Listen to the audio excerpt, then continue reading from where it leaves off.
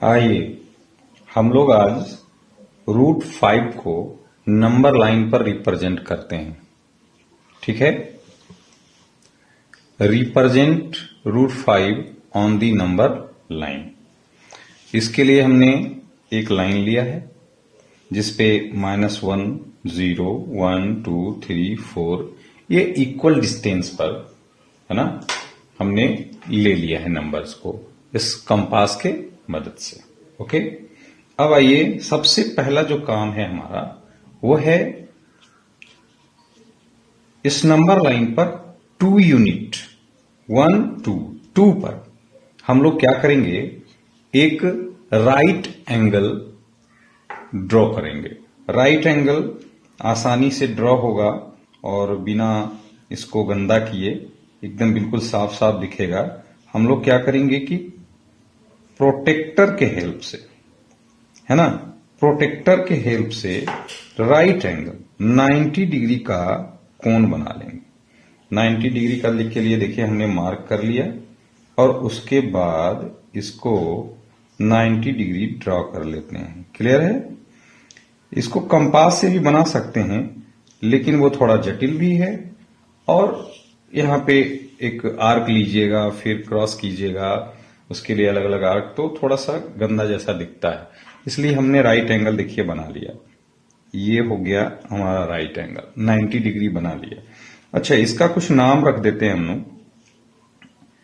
ये जो मूल बिंदु है जिसको जो 0 को रिप्रेजेंट कर रहा है इसको हम A रख लेते हैं और 2 यूनिट हमने जहां लिया है वहां B लिख देते हैं। ठीक है, अब जो दूसरा काम हमको करना है वो क्या करना है कि 2 से 1 यूनिट ऊपर हमको क्या करना है, लेना है।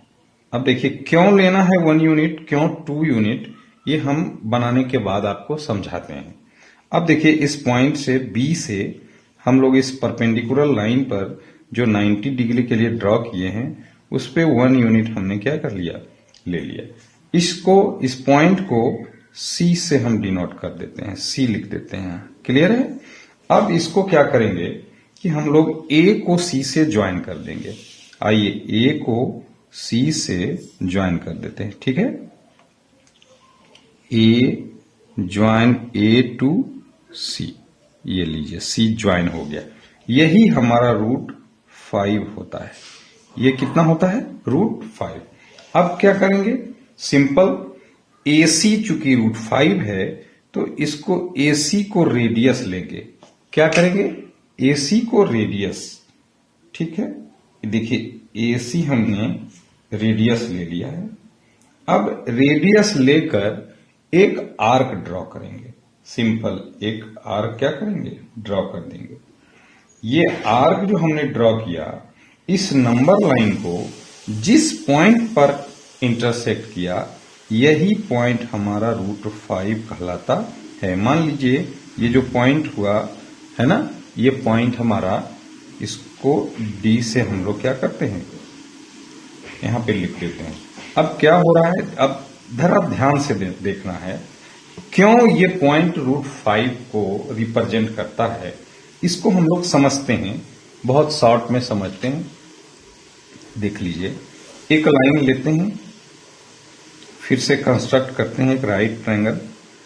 ये मान लीजिए 2 यूनिट है और ये हमारा, सपोज करिए कि 1 यूनिट हमने इधर ले लिया है। राइट, अब इसको हमने क्या कर दिया, ज्वाइन कर दिया। ये 1 यूनिट, ये 2 यूनिट, ये हमारा हाइपोटेनस है। अब हम लोग जानते हैं पाइथागोरस थ्योरम से, hypotenuse is equal to base का स्क्वायर प्लस परपेंडिकुलर का स्क्वायर। यहां हमारा बेस कितना है, 2 यूनिट का स्क्वायर हो गया और परपेंडिकुलर 1 यूनिट का स्क्वायर।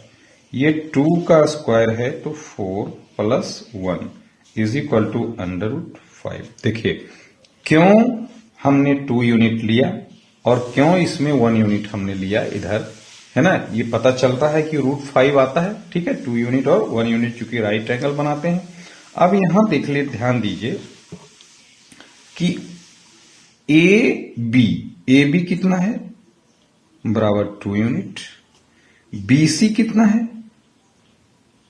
1 यूनिट। AC कितना आएगा? √5 आएगा।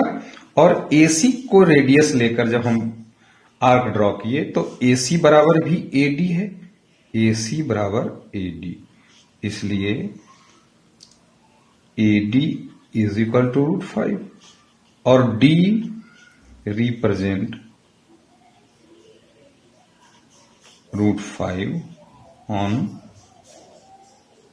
Number line. क्लियर है? D क्या करेगा? रूट है ना, D क्या करेगा? हमने सब लिख दिया, AB 2 unit, BC 1 unit, AC √5, AC is equal to AD। Clear? समझ आ रहा है बात? और इस तरह से D represent √5 on number line. आपको अगर समझ आया हो तो प्लीज चैनल को सब्सक्राइब जरूर कर लीजिएगा। धन्यवाद।